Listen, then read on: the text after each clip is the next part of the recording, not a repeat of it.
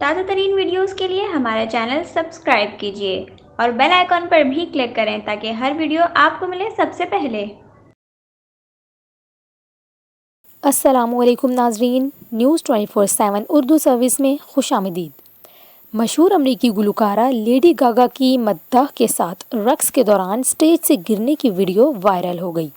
جی ہاں، شہرۂ آفاق امریکی پاپ گلوکارہ لیڈی گاگا کو اس وقت سبکی کا سامنا کرنا پڑا جب وہ ایک گانے کی پرفارمنس کے دوران مداح کے ساتھ رقص کرتے ہوئے سٹیج سے نیچے جا گریں۔